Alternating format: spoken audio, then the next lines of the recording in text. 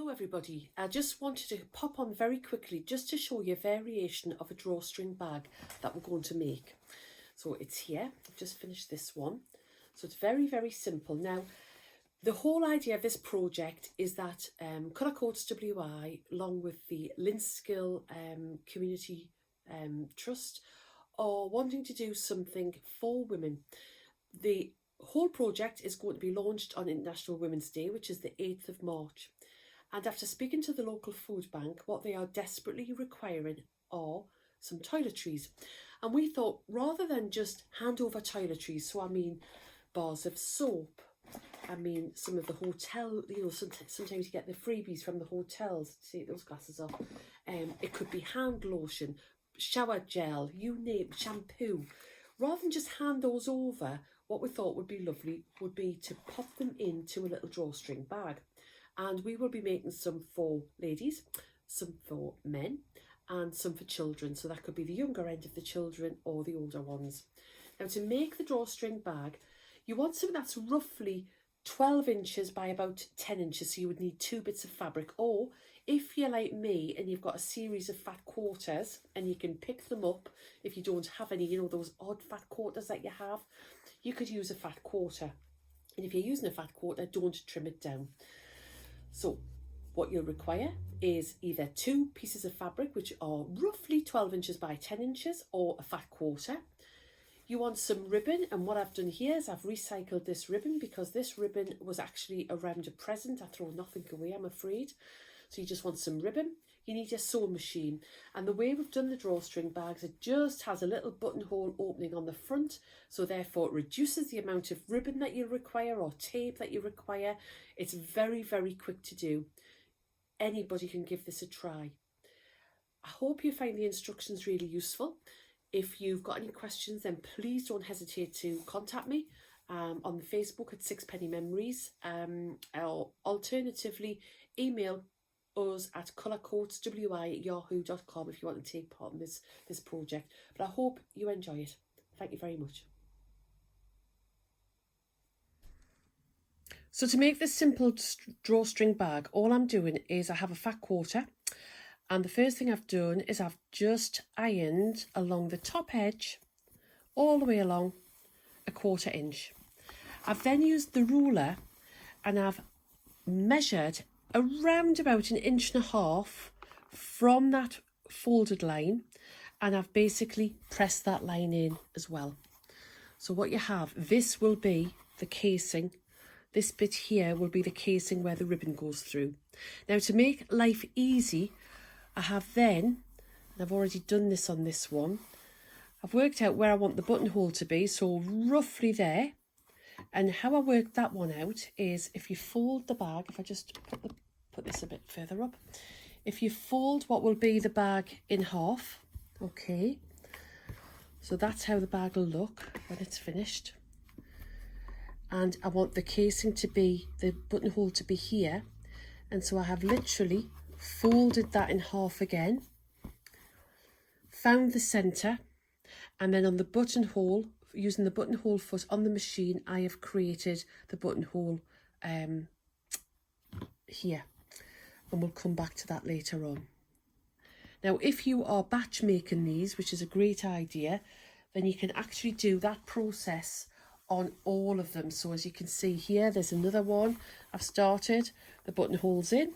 So I'm at the same stage where I've ironed the 1/4 inch at the top, I've ironed this next one down, and I have the buttonhole ready, and I've even got a third one on the go here, so I intend to make 3. And again, ironed that top here, ironed 1.5 inches down, and then you can see we've got the buttonhole ready to go. So as you're looking at my bag, you've got the 1/4 inch turn here, and then I just did a fold, which was around about 1.5 inches, but this one I actually took the whole heart down from the top, and I ironed that in. This is to form the casing. And what you want to do is to come down halfway where the casing's going to be, so roughly 2.5 inches from the top in the centre of the front of the bag. Now with the buttonhole stitch, it comes on the brother one, it sews backwards. So I had a pin there marked where I wanted the buttonhole. So all I'm going to do is just grab that thread. I've selected just a basic buttonhole stitch on the sewing machine. You need to pull the little lever down if you've got the one-step buttonhole on your Brother sewing machine. And what happens is this actually hits that part and it sends it back. And so then all I'm going to do is take hold of this thread here. I will grab some scissors as well. Take hold of this thread. Now, if you've got the facility where you can remove the foot control out of your machine, then I recommend that you do that. If you haven't, then just press it down. The first thing that happens is the machine, can you see, is going backwards. And I'm still holding this thread here because I'm just going to get rid of that thread. Just get rid of it now. It'll sew itself in. Yeah, I'm not happy with that, so I'm just going to, can you see that little bit of thread there? Now this is just going to create the opening, a very simple opening for this drawstring. Right, what I've done is I've positioned the fabric under the machine. This is the area I want to sew down.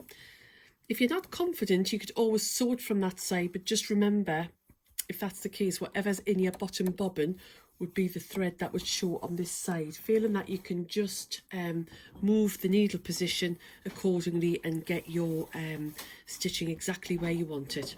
So we're just going to quickly stitch down there. So that's it. It's a very quick process.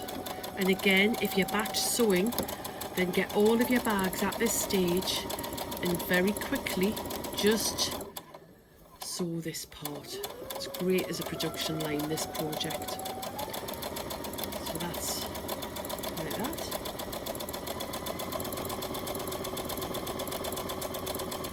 So when you come to the end, if you are doing multiple bags, which is what I'm doing at the moment, then just get the next one ready.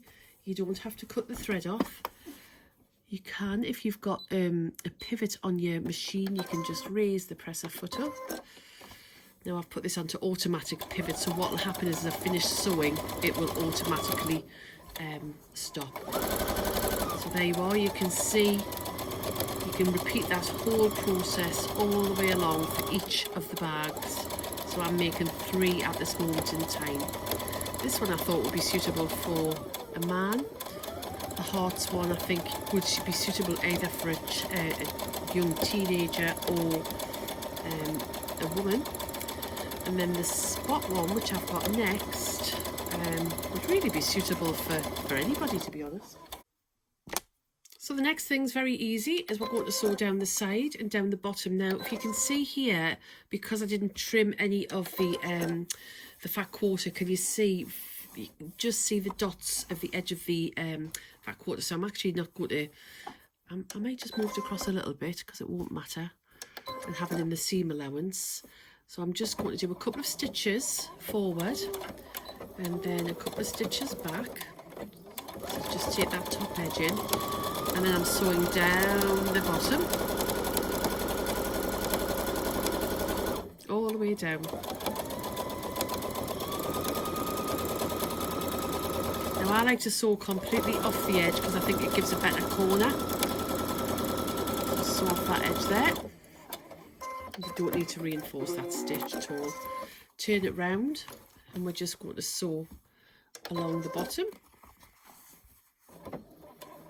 And I can start sewing here because I can see that's where my stitch line is. So sew along the bottom.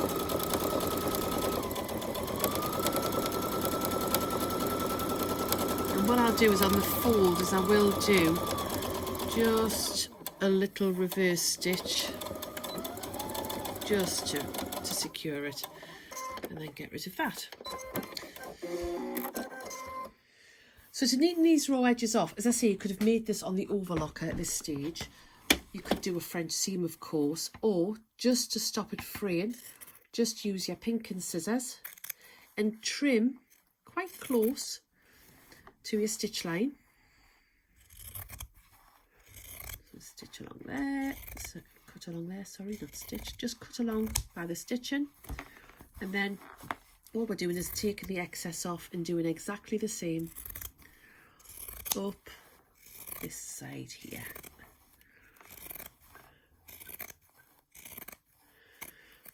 We're nearly there with the first one. Just get rid of those bits.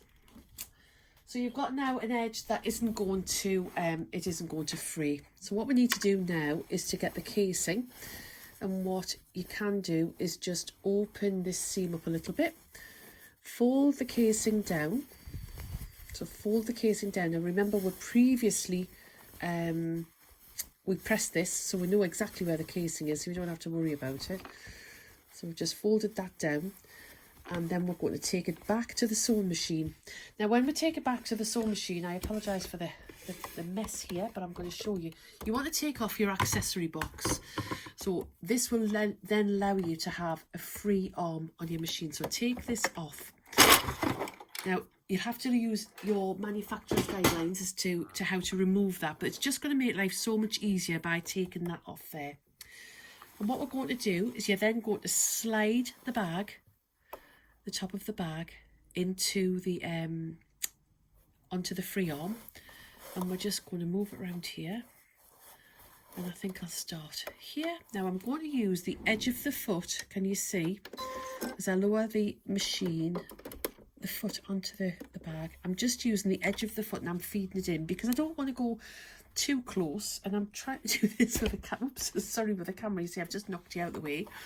My stitch length is standard stitch length. Just be aware that whatever thread you've got in the bottom bobbin, that's what's going to be seen on the other side. So if you've got a thread in, you know, that you think won't complement the bag, then you can easily have a look at it. So you could have pinned this, of course, beforehand. It's entirely up to you. But all we're going to do is stitch around and just do, you know, slowly, a little bit at a time. I just don't think it's worth, actually I'm going to take the pivot off. I'm taking that pivot off the machine. The brother machine that I'm using, which is the NV2600, has a pivot facility on it, which means that when it stops, it will raise the presser foot, which is ideal if you're doing applique.